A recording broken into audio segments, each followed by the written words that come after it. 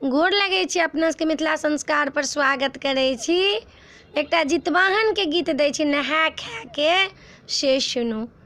चलू हे बहिन पोखरि नहाए,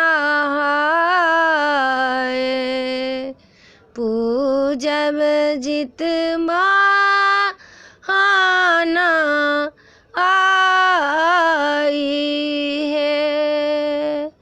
कपड़ा ले बाई साड़ी ले बाई, दातामन ले बाई हाथ है।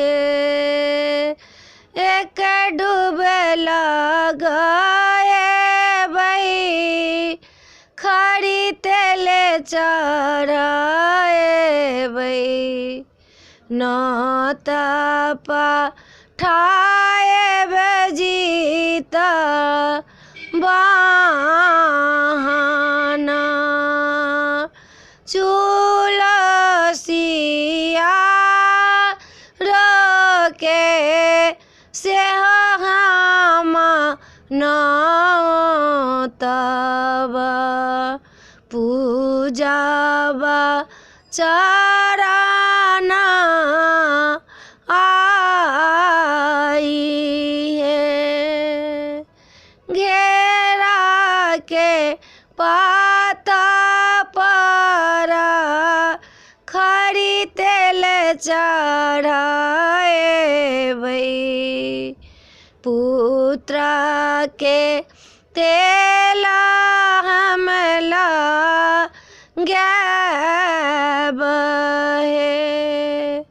सतमी नहाए बई, अष्टमी व्रत करबई, नवमी के पारण करब है। चलू हे बहिन पोखरि नहाए, जितवाहन पूजाबा आई है। पितरा चढ़ाए बई, पितरन घरे खुआए बई, जितवाहन के भोगला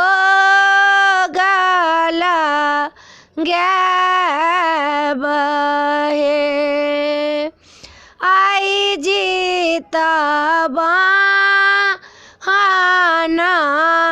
पुत्र रक्षा करथिन, जुगे जुगे जियत हमर पुत्र है। चलू हे बहिन पोखरि नहाए, जितवाहन पूजाबा आई है। वीडियो में अच्छा लगा अपने सबके नहा खा के जितिया के गीत नीक लागत तो हमरा चैनल के सब्सक्राइब करो नहीं बिसरबै, लाइक करो नहीं बिसरबै, लाइक जरूर करबै, मैसेज द्वारा कहबै जरूर। जय मिथिला, जय माता जी।